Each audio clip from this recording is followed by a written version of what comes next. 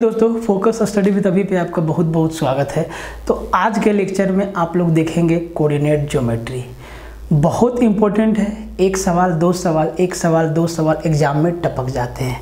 देखिए इसमें पढ़ना क्या क्या है, तो भाई हर बार की तरह सब कुछ इसमें लिखा हुआ है। क्या क्या एग्जाम में पूछा जाता है, क्या क्या आपको याद रखना है। सबसे पहला बात, सारा का सारा खेला फॉर्मूला से होगा।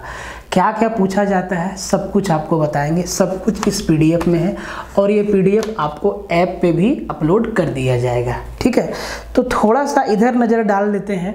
देखिए अगर आप लोग अब जो है ना एग्ज़ाम का डेट काफ़ी नज़दीक है, लगता तो है कि हो जाएगा एग्ज़ाम, जिस हिसाब से सारा काम धाम चल रहा है जीएसएससी में।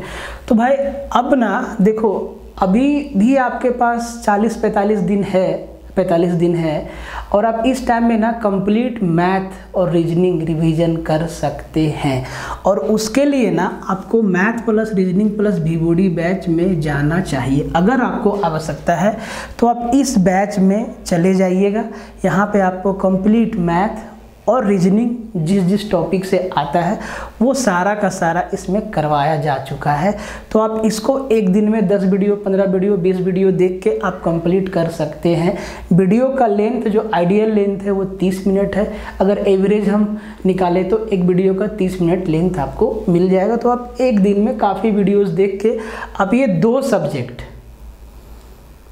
20 और 20 40 सवाल आराम से कर सकते हैं। ठीक है, इसके अलावा ये जो मैथ्स प्लस रीजनिंग का है ये न्यू बैच है और ये अभी चल रहा है। ठीक है, ये न्यू बैच है और ये अभी चल रहा है ना। कैप्सूल सीरीज 2.0 बाय अभिषेक सर, ये भी न्यू बैच है और ये भी चल रहा है। ठीक है, अगर आपको मैथ प्लस रीजनिंग वीओडी के साथ कैप्सूल सीरीज 2.0 भी चाहिए, सब कुछ चाहिए, GK GS computer science math reasoning, तो ये math reasoning capsule series 2.0 plus VOD batch के साथ आपको जाना चाहिए। ठीक है, तो ये बैच और ये बैच इनमें से जो भी आपको आवश्यकता हो आप परचेज कर सकते हैं। कहाँ मिलेगा, तो फोकस स्टडी विद अभी ऐप पे आपको मिल जाएगा। ऐप का लिंक डिस्क्रिप्शन में दिया हुआ है। ठीक है, आप वहाँ से ऐप डाउनलोड कर लीजिएगा या फिर प्ले स्टोर से भी आप सर्च करके डाउनलोड कर सकते हैं। बैच लेने से पहले किसी भी तरीका का अगर आपको समस्या है, मन में कुछ कन्फ्यूजन है, तो आप इस नंबर पे कॉल करके आप एक बार बात कर सकते हैं। ठीक है, कि सर मेरे साथ ये समस्या है, तो यहाँ से आपका डाउट क्लियर हो जाएगा। टेलीग्राम ज्वाइन करना बिल्कुल ना भूलें। टेलीग्राम एकदम से आप ज्वाइन कर लीजिए। टेलीग्राम आप ज्वाइन कर लीजिए। यहाँ पे आपको सारा अपडेट टाइम टू टाइम मिलते रहता है। टेलीग्राम का लिंक भी डिस्क्रिप्शन में दिया हुआ है। ठीक है, अब देखो क्या क्या पूछता है, क्या क्या कोऑर्डिनेट ज्योमेट्री में आता है, क्या कैसे पढ़ने से आपका जो है काम हो जाएगा। अगर सिर्फ आप इस पीडीएफ भर को अगर देख लेंगे ना, अगर आप इसको देख के जाएंगे, इसके अंदर जो भी फॉर्मूला लिखा हुआ है अगर आप इसी को समझ के जाएंगे तो एग्जाम में जो भी सवाल आएगा आप बना के आएंगे। कोऑर्डिनेट ज्योमेट्री, निर्देशांक ज्यामिति, और सबसे पहले थोड़ा सा बेसिक बातों को समझते हैं, उसके बाद आपको बताएंगे कि भाई क्या क्या इसमें पढ़ना है और क्या क्या पूछा जाता है। तो देखिए इस नंबर लाइन से आप बखूबी परिचित है, बहुत वक्त नहीं लेंगे।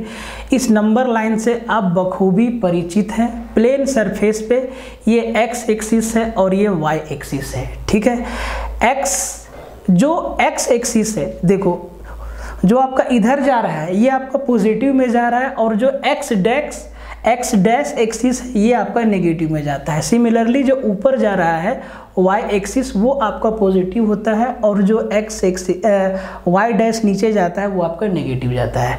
क्वाड्रेंट से आप लोग बखूबी परिचित हैं। ठीक है, ट्रिगो में भी बताए हैं। ये आपका फर्स्ट क्वाड्रेंट है, ये आपका सेकेंड क्वाड्रेंट है, ये आपका थर्ड क्वाड्रेंट है और ये आपका फोर्थ क्वाड्रेंट है। ऐसा नहीं कि यहाँ पे क्वाड्रेंट का फॉर्मूला लगेगा, नहीं, ये बात सीखिए कि कौन सा कोऑर्डिनेट कहाँ पे लाइक करेगा। कुछ बेसिक बात अब आप ध्यान से देखिए। ये जो आपका पॉइंट है जहाँ पे दोनों लाइन एक दूसरे को इंटरसेक्ट किया है, इस पॉइंट को कहते हैं ओरिजिन पॉइंट, मूल बिंदु। और यहाँ पे x भी 0 होता है और y भी 0 होता है, तो ओरिजिन पॉइंट पे x का कोऑर्डिनेट भी 0 होता है और y का कोऑर्डिनेट भी 0 होता है। ठीक है, x को बोलते हैं एब्सिका और y को बोलते हैं ऑर्डिनेट। एब्सिका का हिंदी भुज होता है और ऑर्डिनेट का हिंदी कोटि होता है, सब कुछ लिखा हुआ है। जब भी हम लोग कोऑर्डिनेट पॉइंट को दर्शाते हैं तो हम लोग ऐसे लिखते हैं x, y। इसमें x हमारा क्या है, एब्सिसा है, और y हमारा क्या है, ऑर्डिनेट है। x को भुज कहेंगे, y को कोटि कहेंगे। क्या कहेंगे ये एग्जाम में नहीं आएगा, ठीक है, बट जानना जरूरी है। ठीक है, दूसरा चीज ध्यान से देखिए। अब एक बात ध्यान से देखिए, अगर हम आपको ये बात बोले कि सर हम y के 4 नंबर से हम चलना स्टार्ट किए, तो हम किधर ऐसे चलेंगे, और हम x का 5 नंबर से चलना स्टार्ट किए तो कहेंगे सर हम ऐसे चलेंगे, और यहाँ पे हम मिल गए। तो ये जो पॉइंट बना ना, यही मेरा कोऑर्डिनेट पॉइंट है, यही मेरा पॉइंट है जहाँ पे हम लोग मिले। अब देखो कैसे मिले, इसको ध्यान से देखो। अब ध्यान से देखिए, हम लोग यहाँ से जो चले ना, यहाँ से जो हम लोग चले 5 से, यहाँ से जब हम लोग चलना स्टार्ट किए तो भाई यहाँ पे हम लोग पहुँचे, और इधर से ये आ रहा था और यहाँ पे हम लोग मिल रहे थे। एक व्यक्ति 4 नंबर गेट से चल रहा था और एक व्यक्ति 5 नंबर गेट से चल रहा था, दोनों यहाँ पे टकरा गया, मिल गया दोनों। भाई यही मेरा क्या है, कोऑर्डिनेट है। अब देखो कोऑर्डिनेट लिखाता कैसे है, पहले x लिखाता है, उसके बाद y लिखाता है। ध्यान से देखो, x मेरा कितना है, तो सर x मेरा कितना है, 5 है। x मेरा कितना है, 5 है। और y मेरा कितना है, तो सर 4 है। x मेरा कितना है, 5 है, और y मेरा कितना है, 5 है। x एक्सिस पे y 0 होता है, x एक्सिस पे y 0 होता है, और y एक्सिस पे x 0 होता है। ये सब छोटा छोटा बात है। अगर यहाँ का हम आपसे कोऑर्डिनेट पूछ दें तो आप कहेंगे सर 5,0। अगर हम यहाँ से पूछ दें तो आप कहेंगे 0,4। हमेशा x को पहले लिखते हैं और y को बाद में लिखते हैं, ठीक है, किताब के हिसाब से। ये छोटा छोटा बात। पहला क्वाड्रेंट में जो कोऑर्डिनेट होगा वो पॉजिटिव होगा, दूसरा क्वाड्रेंट में जो कोऑर्डिनेट होगा वो x आपका नेगेटिव होगा, लेकिन y आपका क्या होगा, पॉजिटिव होगा। देखो x एक्सिस दूसरा क्वाड्रेंट में नेगेटिव है और y एक्सिस पॉजिटिव है। तीसरा क्वाड्रेंट में x भी नेगेटिव होगा और y भी नेगेटिव होगा। चौथा क्वाड्रेंट में ध्यान से देखो, x मेरा पॉजिटिव आएगा और y मेरा नेगेटिव आएगा, ठीक है। यहाँ से छोटा छोटा सवाल पूछ दिया है और ये चीज़ ग्राफ पे समझाया हुआ है। बोला है कि आपका कोऑर्डिनेट दिया है 7:6 -6:5 और -4, -8 और +6, -4। आप ये बता दीजिए, छोटा सा, ज़्यादा टाइम नहीं लेंगे, ठीक है, हम लोग मेन टॉपिक पे आएंगे कि ये चारों का चारों कौन कौन से क्वाड्रेंट में आएंगे। तो सबसे पहला बात है, जो दोनों पॉजिटिव है ये फर्स्ट क्वाड्रेंट में आएगा। -6 + 5 -x + y सेकेंड क्वाड्रेंट में आएगा। दोनों का दोनों माइनस, x भी माइनस y भी माइनस, थर्ड क्वाड्रेंट में आएगा। x positive y negative fourth quadrant में आएगा। यही चीज़ पूछ देता है कि कौन सा क्वाड्रेंट पहला, कौन सा कोऑर्डिनेट, कौन सा बिंदु पहला चतुर्थांश में आएगा। तो सर जो दोनों पॉजिटिव होगा वो पहला चतुर्थांश में आएगा। अगर x नेगेटिव है और y हमारा पॉजिटिव है तो सर दूसरा क्वाड्रेंट में आएगा। x और y दोनों का दोनों नेगेटिव है तो भाई तीसरा क्वाड्रेंट में आएगा। और x पॉजिटिव है और y हमारा नेगेटिव है तो फोर्थ क्वाड्रेंट में आएगा। छोटा सा बेसिक सवाल पूछ देता है क्वाड्रेंट का, ठीक है। और यही बात आपको ट्रिगो में बताया गया है। ठीक है। देखो सबका रिलेशन है, ऐसा नहीं कि नहीं रिलेशन, पूरा कंप्लीट रिलेशन, आपको उतना गहराई में नहीं उतरना, बस समझिए, ये बात हो गया। अब बात को थोड़ा आगे बढ़ाते हैं, अब बात को आगे बढ़ाते हैं। सिंपल सा बात आपसे पूछेगा, सिंपल सा बात आपसे पूछेगा कि एक बात बता दीजिए, एक बात बता दीजिए कि अगर इसका कोऑर्डिनेट 5 और 4 है, इसका कोऑर्डिनेट कितना है 5:4 है, 5:4 है। बोले सर 5:4 है, तो आप बता दीजिए कि मूल बिंदु से, ओरिजिन पॉइंट से इस पॉइंट का डिस्टेंस कितना होगा। मूल बिंदु से ओरिजिन पॉइंट से, यहाँ मेरा ओरिजिन पॉइंट है, यहाँ से इसका डिस्टेंस कितना होगा, इसका डिस्टेंस कितना होगा। अब ये कैसे निकलता है भाई, पाइथागोरस थ्योरम लगता है। यहाँ पे ये मेरा क्या है, राइट एंगल ट्रायंगल, ये भी क्या है मेरा, राइट एंगल ट्रायंगल। अब आप ध्यान से देखो, अब आप ध्यान से देखो, इस लाइन का, ये जो मेरा लाइन है, इसका लेंथ कितना है, तो आप कहेंगे सर इसका लेंथ यहाँ से यहाँ मतलब 4 यूनिट है। कितना है, 4 यूनिट है। और जो मेरा ये लाइन है, जो मेरा ये लाइन है, जो मेरा ये लाइन है, इसका लेंथ कितना है, तो आप कहेंगे सर 5 यूनिट है। कितना है, 5 यूनिट है।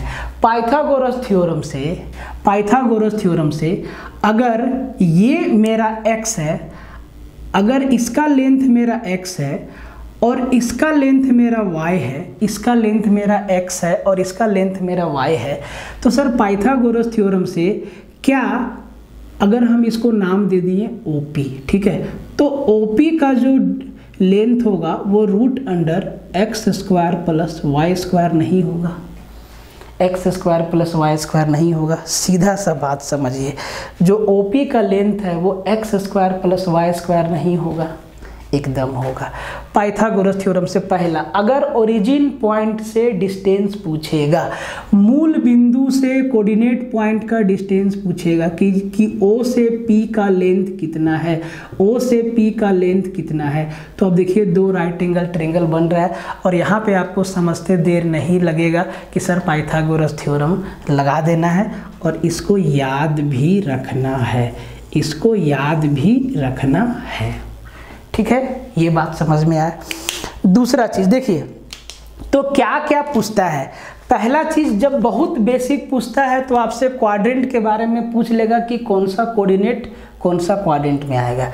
दूसरा चीज पूछेगा आपसे मूल बिंदु से ओरिजिन पॉइंट से कोऑर्डिनेट पॉइंट का डिस्टेंस पूछ लेगा। एक आपको कोऑर्डिनेट दे देगा और बोलेगा कि इसका दूरी मूल बिंदु से कितना है, तो भैया OP बराबर √x² + y² कर देना है। किसी भी क्वाड्रेंट में पूछ सकता है, इधर भी, इधर भी, इधर भी। अब देखो, जब इसमें होगा, अगर हम इसमें लेंगे तो यहाँ पे 5 भी नेगेटिव होगा और 4 भी नेगेटिव होगा। भाई जब नेगेटिव का स्क्वायर करेंगे तो पॉजिटिव उत्तर आएगा, ठीक है। तो आपको यहाँ नेगेटिव पॉजिटिव का टेंशन नहीं लेना है ऐसे में, ठीक है। तो पहला चीज जो पहला 1 नंबर में लिखा हुआ है वो है to find the distance of the point PXY from origin. मूल बिंदु से किसी बिंदु पॉइंट PXY की दूरी ज्ञात करना। तो पहला क्वेश्चन आपका यहीं से बन जाता है, पहला क्वेश्चन आपका यहीं से बन जाता है। मूल बिंदु से, मूल बिंदु से, ओरिजिन पॉइंट से, मूल बिंदु से। अगर ओरिजिन पॉइंट से हमें डिस्टेंस पूछेगा, अगर ओरिजिन पॉइंट से डिस्टेंस पूछेगा, देखो समझ लीजिए बात, फिगर बनाने की आवश्यकता नहीं है। बोलेगा कि एक आपका पॉइंट है -4 और -7, ठीक है। इस कोऑर्डिनेट पॉइंट का मूल बिंदु से कितना दूरी है। तो एक बात बताइए, सबसे पहला बात कि ये 3rd क्वाड्रेंट में आएगा, ये 3rd क्वाड्रेंट में आएगा, ये 3रा क्वाड्रेंट में आएगा, ये भी नेगेटिव और ये भी नेगेटिव। तो मान लो कि यहाँ पे आके मिलता है -4 और -7, ठीक है। तो भाई हमें पूछा है, इसको हम डॉट डॉट से मिला देते हैं, इसको ऐसे मिला दिए और इसको ऐसे मिला दिए। जो हमसे पूछा है वो ये कि भाई मूल बिंदु तो मेरा ये है सर, इसका डिस्टेंस बता दो, इसका डिस्टेंस बता दो। आपको x और y दे रखा है कोऑर्डिनेट, यही है मेरा कोऑर्डिनेट, x और y दे रखा है। करना क्या है, रूट अंडर x स्क्वायर -4 का स्क्वायर प्लस -7 का स्क्वायर बराबर रूट अंडर -4 का स्क्वायर 16 और -7 का स्क्वायर 49 और 16 कितना हुआ सर, 65, रूट 65। तो सर ओरिजिन पॉइंट से डिस्टेंस कितना हो गया, रूट 65। पहला बेसिक सवाल ये पूछेगा, ठीक है। अब आते हैं दूसरा बेसिक क्वेश्चन, और सब कुछ इसमें लिखा हुआ भाई, आपको टेंशन नहीं लेना है, एकदम एग्जाम के हिसाब से लाइन बाय लाइन सब कुछ लिखा हुआ है, क्या पूछता है, ठीक है, क्या पूछता है, सारा खेला इसमें फॉर्मूला से होगा। और देखिए ये सब ना प्रूफ होके आता है, जो हम आपको बता रहे हैं ये सब प्रूफ होके आता है, ठीक है। दूसरा पॉइंट आपका लिखा हुआ है, दूसरा पॉइंट आपका लिखा हुआ है to find the distance between 2 points. अब 2 पॉइंट है, कहीं पे आपका 2 पॉइंट है, कहीं पे आपका 2 पॉइंट है। मान लो कि यहाँ पे आपका 2 पॉइंट है, एक पॉइंट है ए और आपका दूसरा पॉइंट है बी, ठीक है, एक पॉइंट है ए और एक पॉइंट है बी।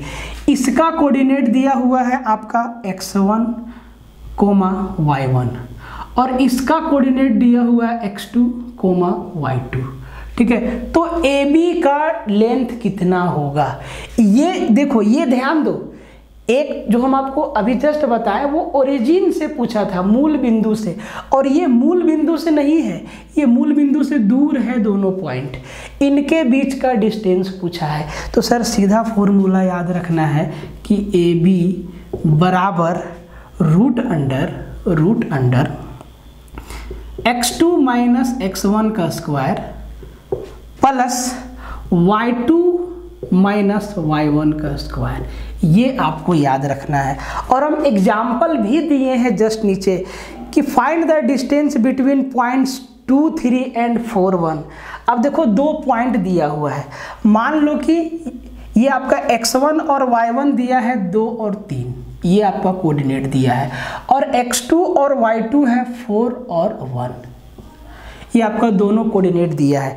तो भाई AB के बीच का डिस्टेंस क्या होगा, तो भाई A से B के बीच का डिस्टेंस क्या होगा। तो एग्जाम में आपको ऐसे बनाना नहीं है ना, इसको सिंपल लाइन खींच के भी आप आंसर दे सकते हैं, ठीक है। जरूरी नहीं है कि हर क्वेश्चन में एकदम ग्राफ बनाना है। अब देखो दोनों का दोनों कोऑर्डिनेट, यही सवाल आता है एग्जैक्ट इस कंसेप्ट से, यही सवाल एकदम टू द पॉइंट आपको बता रहे हैं, आप ध्यान से समझिएगा, ठीक है, सिर्फ समझ जाइएगा काम हो जाएगा। तो भाई x1 और y1 का कोऑर्डिनेट 2 और 3 है, x2, y2 का कोऑर्डिनेट 4, 1 है, AB का लेंथ पूछा है।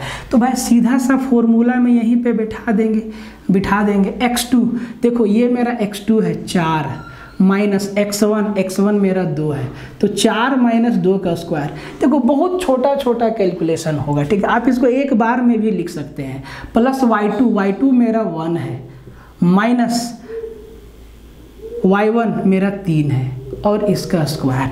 भाई मेरे 4 में 2 गया 2 का स्क्वायर आपका आया 4, प्लस माइनस 1 में माइनस 3 गया, बचा माइनस का 2, माइनस 2 का स्क्वायर 4, और 4 और 4 रूट 8, और रूट 8 को हम लोग क्या लिख सकते हैं, 2√2।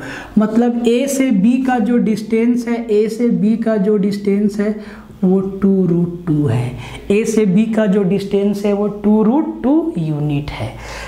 दूसरा चीज़ यहाँ से पूछेगा, ठीक है। आइए बढ़ते हैं तीसरा चीज पे, जब आपसे मिड पॉइंट का कोऑर्डिनेट पूछ देगा, तीसरा चीज समझिए, तीसरा एकदम सजा के लिखें सब कुछ, आपको टेंशन लेने की आवश्यकता नहीं है।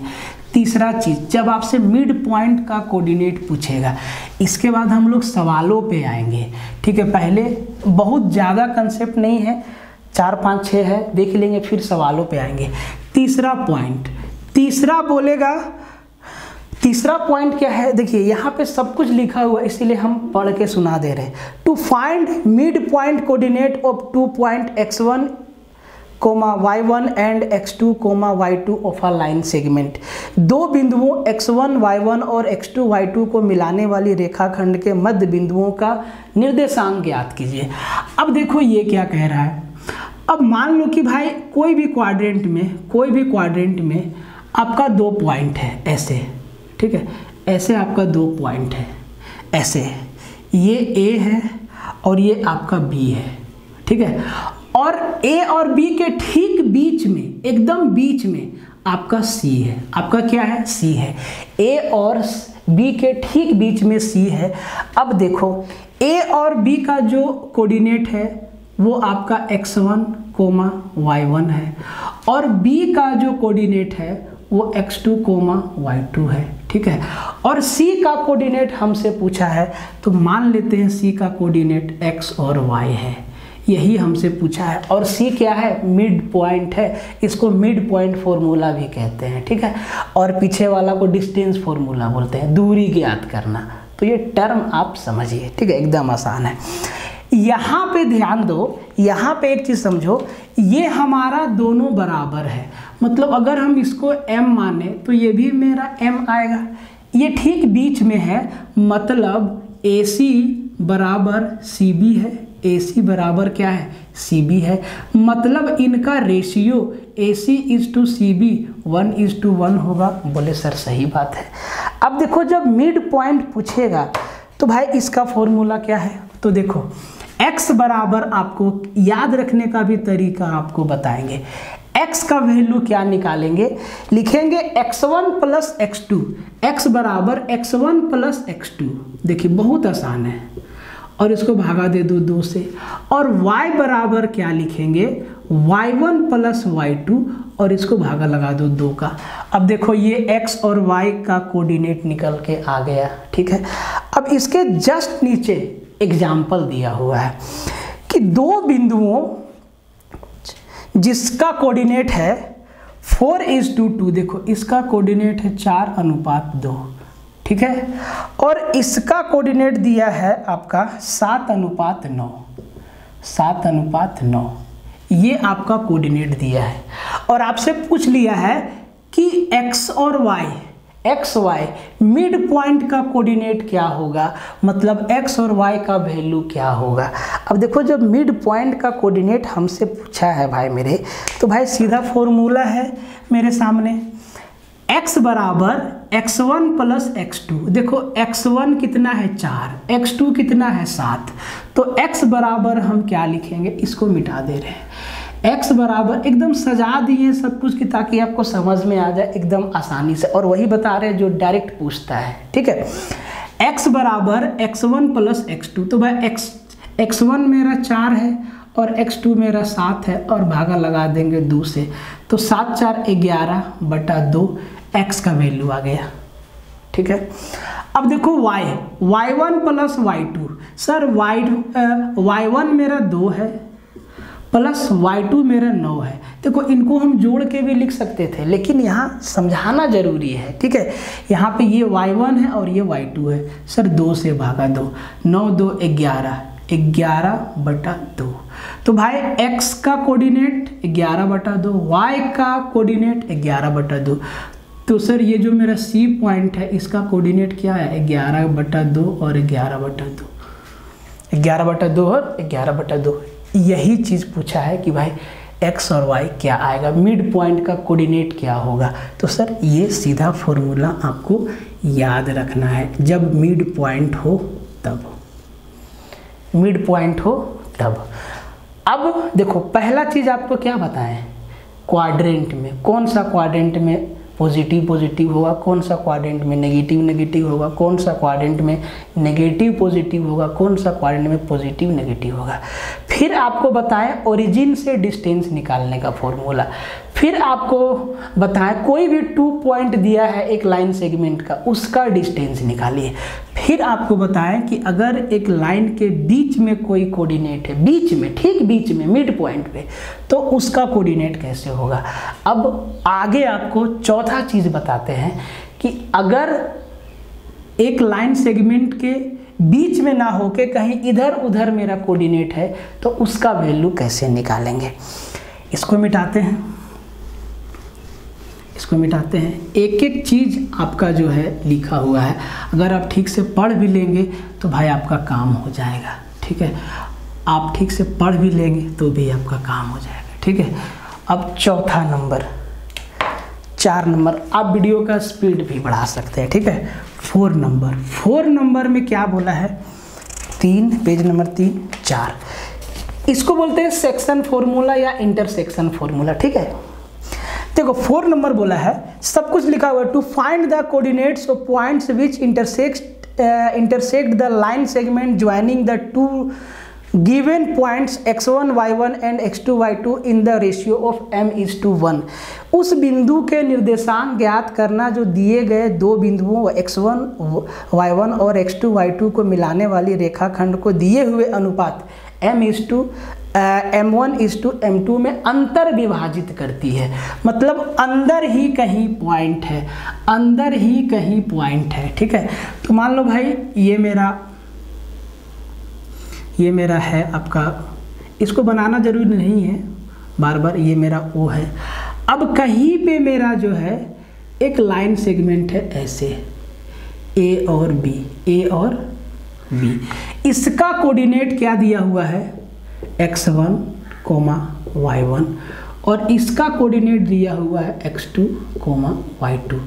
अब A और B के बीच में A और B के एकदम बीच में नहीं, कहीं पे एक पॉइंट है, बीच में नहीं है, बीच वाला तो आपको बता दिए, कहीं पे एक पॉइंट है। मान लो कि यहाँ पे मेरा एक पॉइंट है C और इसका कोऑर्डिनेट x और y है, इसका वैल्यू कैसे निकालेंगे। और जो इनका रेशियो है, जब बीच में था तो अनुपात बराबर था, ये मेरा m1 है और ये मेरा m2 है। इसका मतलब A से C का जो लेंथ है वो m1 है और C से B का जो लेंथ है वो m2 है और पूरा लेंथ m1 + m2 है। ठीक है, ये डिवीजन का रेशियो है। ठीक है, क्वेश्चन में आपको नंबर देगा, अभी जस्ट सवाल बताएंगे। तो देखो बाबू, भाई साहब देखो ध्यान से, एकदम ध्यान से समझना। x का वैल्यू क्या निकालेंगे, x का वैल्यू x बराबर क्या लिखेंगे, ध्यान से समझना। आपको हम पहले फॉर्मूला लिख देते हैं, m1 × x2 + m2 × x1 divide by m1 + m2, और जो y होगा वो होगा आपका m1 × y2 + m2 × y1 upon m1 + m2। x और y का कोऑर्डिनेट ये होगा। आप कहेंगे सर याद कैसे रखेंगे, देखो m1 को मल्टीप्लाई करो x2 से और जोड़ दो। ठीक है, m1 को मल्टीप्लाई किए x2 से प्लस m2 को मल्टीप्लाई किए x1 से बट्टा m1 + m2। यहाँ पे m1 को मल्टीप्लाई किए y2 से प्लस m2 को मल्टीप्लाई किए y1 से, और नीचे में तो दोनों का सेम ही है, दोनों का सेम है। ठीक है, तो ये हो गया। ये जो C पॉइंट है वो बीच में नहीं है। यहाँ पे अगर हम आपको ये बताएं कि भाई मेरे AC/CB का जो रेशियो है वो m1/m2 है, यहाँ पे ये रेशियो दिया हुआ है। ठीक है, अब देखो इसके जस्ट नीचे में एक चीज़ और बताते हैं आपको कि डिवीजन 2 तरीका से होगा। यहाँ पे A और B के अंदर है पॉइंट C, भाई A और B के बाहर भी रहेगा। जब एक्सटर्नल डिवीजन होगा, जब AB को C जो है बाहर से बांटेगा, तब क्या होगा, देखो इसको मिटा देते हैं, एक्सटर्नल डिवीजन का आपको लिख देते हैं। ठीक है, तब देखो फॉर्मूला सेम रहेगा, अभी आपको बता दे रहे हैं फॉर्मूला सेम रहेगा। जब एक्सटर्नल डिवीजन होगा ना तो यहाँ पे साइन नेगेटिव हो जाएगा, यहाँ पे साइन नेगेटिव हो जाएगा। यहीं पे आपको बताते हैं एक्सटर्नल डिवीजन। ठीक है, इसी का छोटा सा रूप है, ठीक है, एक्सटर्नल डिवीजन। ये भी आपका नीचे लिखा हुआ है। देखो ये मेरा पॉइंट है ए और बी, इसका कोऑर्डिनेट x1 y1 कोमा और इसका कोऑर्डिनेट x2 कोमा y2 है, और C एक पॉइंट है जो इनको बाहर से डिवाइड कर रहा है, यहाँ पे C पॉइंट है और इसका कोऑर्डिनेट है x और y, ठीक है। यहाँ पे ध्यान दो, यहाँ पे ध्यान दो, यहाँ से A से C का जो लेंथ है वो आपका m1 है, सब कुछ लिखा हुआ है, और B से C का जो लेंथ है वो आपका m2 है। A से C का लेंथ क्या है m1 और B से C का लेंथ क्या है m2। तो अगर आपसे हम ये पूछ दें कि AB का लेंथ क्या है तो आप कहेंगे m1 माइनस m2। इतना सा बात समझे। A से C का लेंथ है m1 और B से C का लेंथ है m2, तो सर A से B का लेंथ क्या होगा, m1 में m2 घटा देंगे, ये मेरा AB बच जाएगा।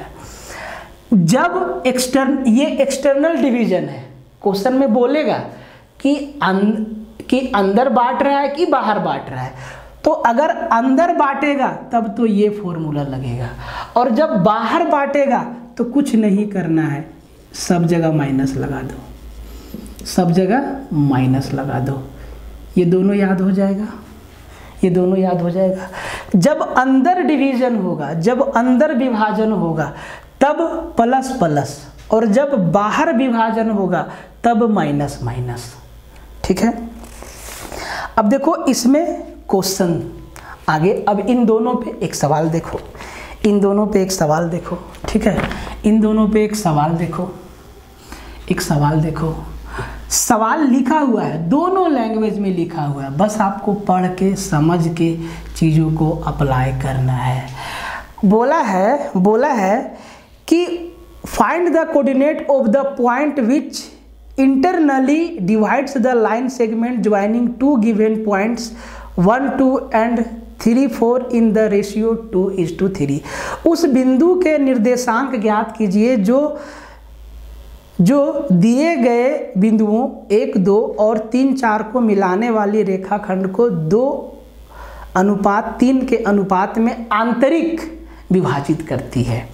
अब देखो भाई मेरे, एक ये मेरा लाइन है, एक ये मेरा लाइन है, ये A है और ये B है, इनका कोऑर्डिनेट देखो x1, y1 और x2, y2 दिया हुआ है।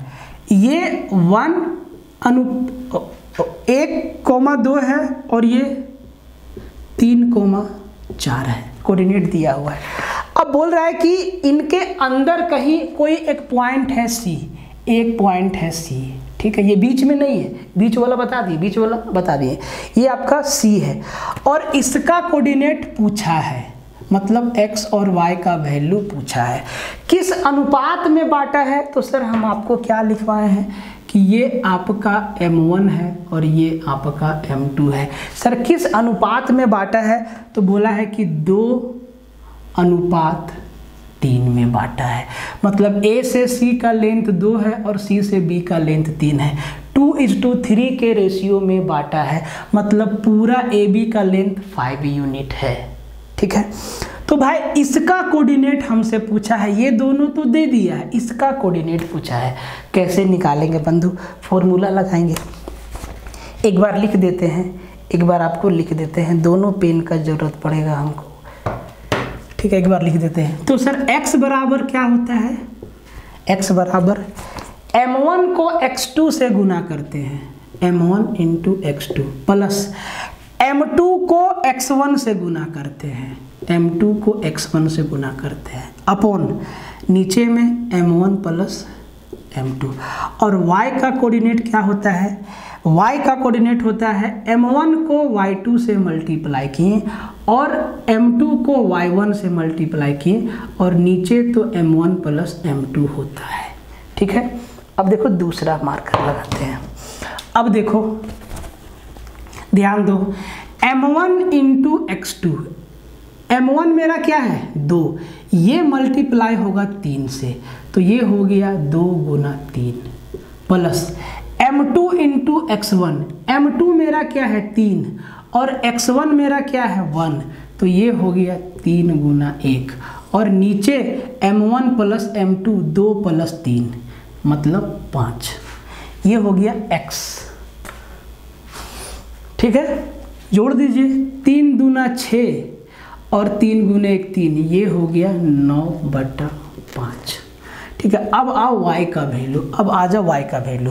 y बराबर m1 into y2। Sir m1 मेरा 2 है और y2 मेरा 4 है, तो ये 2 गुना 4 होता है। बहुत आसान है, सब कुछ लिखा रहता है सवाल में, सवाल करवाएंगे भी देखिएगा, सब कुछ लिखा रहता है। ठीक है, तो ये m1 into y2 plus m2 into y1, m2 into y1, m2 मेरा 3 है और देखो y1 मेरा 2 है बटा m1 प्लस m2 2 और 3 5, जोड़ दो 4 दूना 8 और 3 दूना 6 और 8 14/5, 14/5।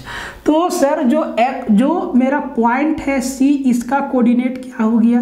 बोले सर 9/5 और 14/5। यही हमसे पूछा था, यही हमसे पूछा था। कैलकुलेशन एकदम आसान है।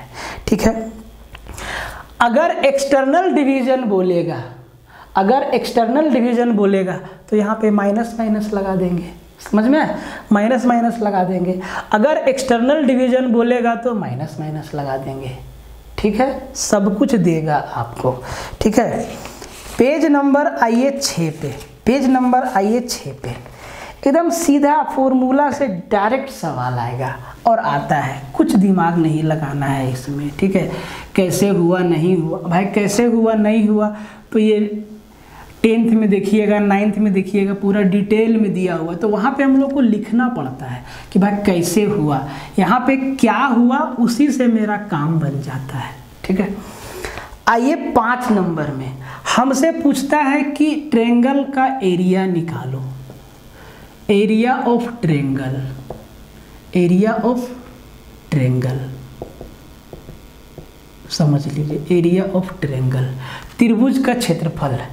तीनों शीर्ष का कोऑर्डिनेट आपको बता देगा, तीनों शीर्ष का कोऑर्डिनेट आपको बता देगा। ये A है, ये B है और ये C है। तीनों का कोऑर्डिनेट आपको बता देगा, तीनों का कोऑर्डिनेट बता देगा। A का कोऑर्डिनेट है x1, y1, B का कोऑर्डिनेट है x2, y2 और C का कोऑर्डिनेट है x3, y3। ये तीनों बिंदु बता देगा, ये तीनों बिंदु बता देगा और पूछेगा कि त्रिभुज का क्षेत्रफल क्या है। इसका प्रूफ बहुत डिटेल है, प्रूफ से मतलब नहीं, क्षेत्रफल पूछता है सीधा फॉर्मूला से काम हो जाएगा। ठीक है, तो इसका जो एरिया होता है वो होता है एरिया बराबर हाफ और बड़ा वाला ब्रैकेट लगाओ। ठीक है, और लिखो x1 ब्रैकेट में लिखो y2 माइनस y3 ब्रैकेट बंद प्लस x2 लिखो, फिर ब्रैकेट लगाओ और लिखो y3 minus y1 plus x3, फिर ब्रैकेट के अंदर y1 माइनस y2 और ब्रैकेट बंद कर दो। ये होता है ट्रेंगल के एरिया का फॉर्मूला जब तीनों कोऑर्डिनेट दिया हो, जब तीनों कोऑर्डिनेट दिया हो।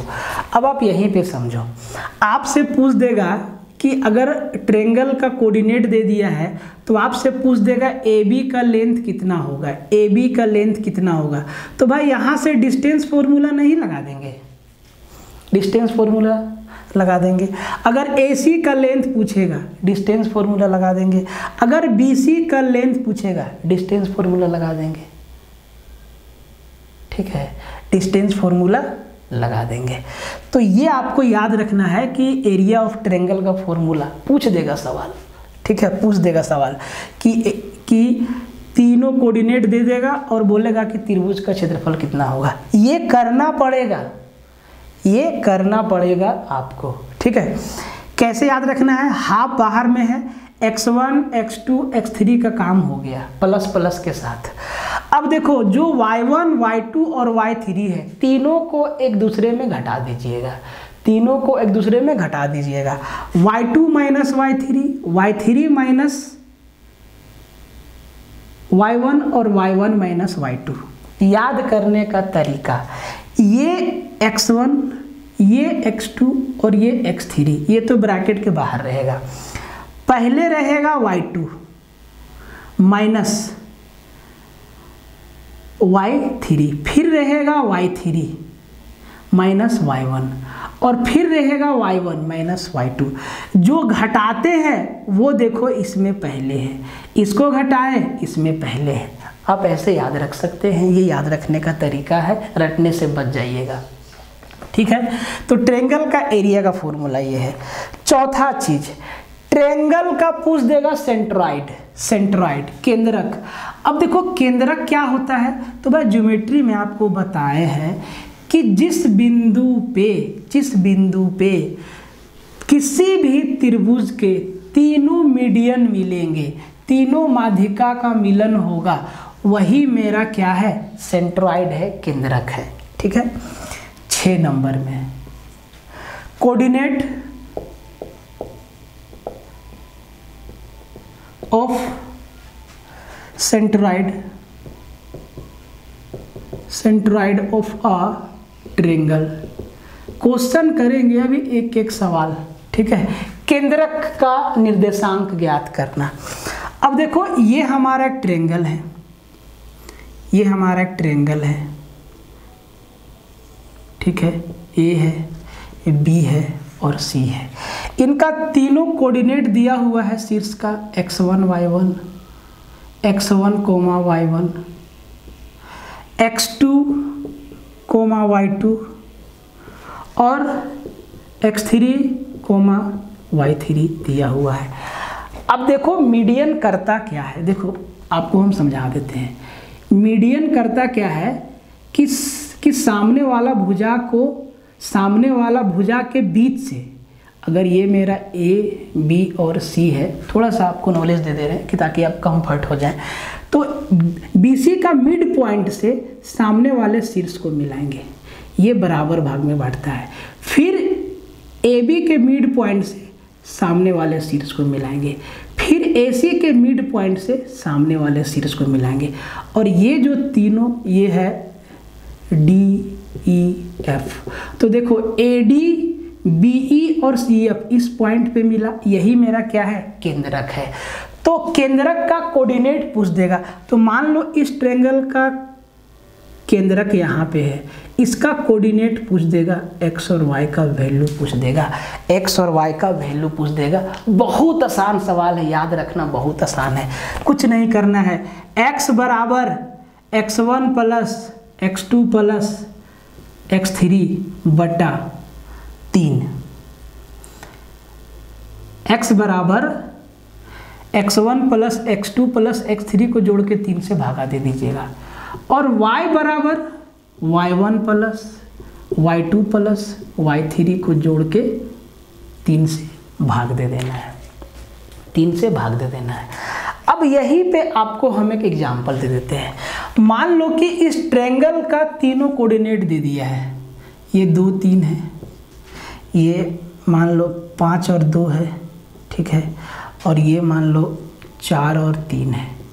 ठीक है, तो जी इनका सेंट्रॉइड का कोऑर्डिनेट बता दीजिए, इनका केंद्रक का कोऑर्डिनेट बता दीजिए। क्या करना है, कुछ नहीं करना है, x1 x2 x3 को जोड़ दीजिए।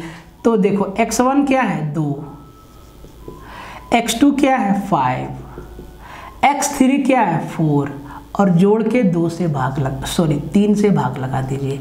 याद रखना एकदम आसान है। ये आपका x का वैल्यू आ गया, और y के लिए y1 मेरा 3 है, y2 मेरा देखो 2 है, y3 मेरा देखो 3 है, और इसको 3 से भाग दे देना। ये x का वैल्यू और ये y का वैल्यू, इस सेंट्रॉइड का कोऑर्डिनेट मेरा मिल गया, सेंट्रॉइड का कोऑर्डिनेट मेरा मिल गया, ये और ये चीज़ पूछता है। ठीक है, पेज नंबर 7 पे आते हैं, पेज नंबर 7 पे आते हैं, पेज नंबर 7 पे आते हैं। ठीक है, अब देखो पेज नंबर 7 में क्या बोला है, find the coordinates of in centre या इन सर्कल।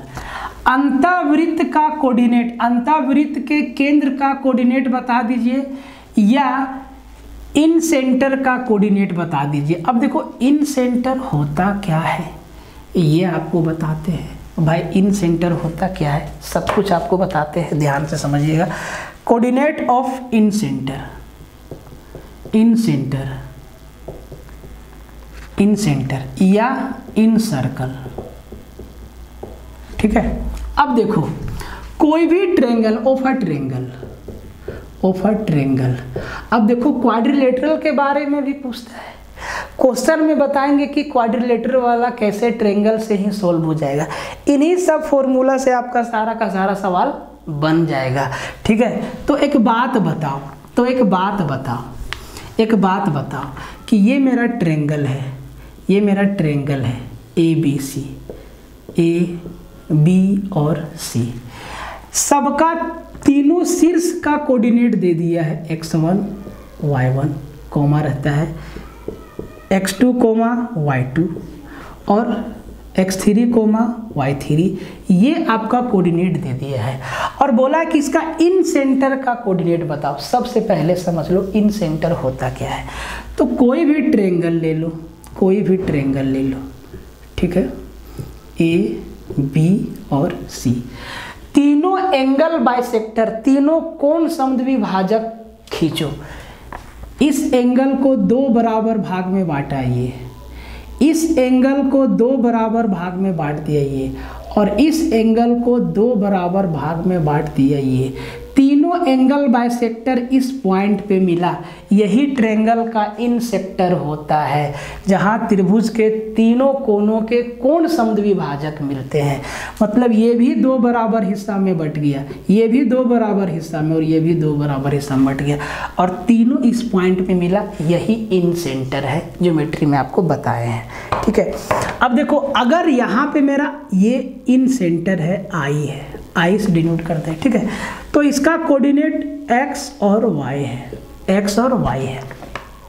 साथ ही साथ तीनों साइड का लेंथ दे दिया है, तीनों साइड का, जैसे कि BC का लेंथ है a और AC का लेंथ है b और AB का लेंथ है c, तीनों लेंथ दे दिया है, तीनों लंबाई, तीनों भुजा का लंबाई दे दिया है। ठीक है, अब आपको बताना है कि अंतः केंद्र का निर्देशांक क्या होगा, इसका कोऑर्डिनेट क्या होगा। एकदम सीधा, देखो बहुत गहराई में इसका प्रूफ में जाने से कोई फायदा नहीं है, प्रूफ से सवाल ही नहीं आता है, सीधा पूछता है कि निर्देशांक बता दीजिए, तीनों चीज दे दिया आपका। ठीक है, तीनों चीज दे दिया और आपसे पूछ लिया कि आप जो है निर्देशांक बता दीजिए, इसका निर्देशांक क्या होगा। माता जी का फोन आ रहा है, 1 सेकंड ले ले।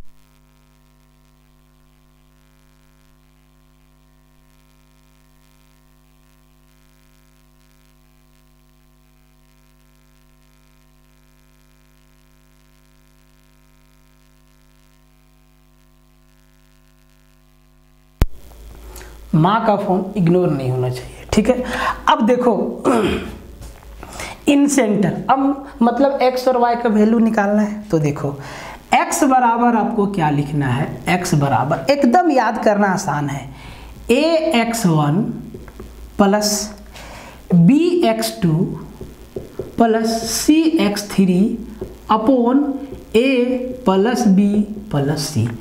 x का वैल्यू a के साथ x1, b के साथ x2 और c के साथ x3 का गुना लगा के तीनों को जोड़ देना है। a x1, b x2 और c x3। यहाँ देखो एकदम आसानी से याद हो जाएगा, हो ही नहीं सकता है कि ना याद हो। आपको ज्योमेट्री में रटना पड़ सकता है, ट्रिगो में रटना पड़ सकता है, अलजेब्रा में आपको रटना होगा, लेकिन कोऑर्डिनेट ज्योमेट्री का फॉर्मूला ऐसा है कि आप पैटर्न देख के याद कर लेंगे। ठीक है, अब y का वैल्यू, y का वैल्यू क्या है, y का वैल्यू क्या है, y का वैल्यू है आपका a के साथ y1 का गुना प्लस बी के साथ y2 का गुना प्लस सी के साथ y3 का गुना upon a plus B plus C.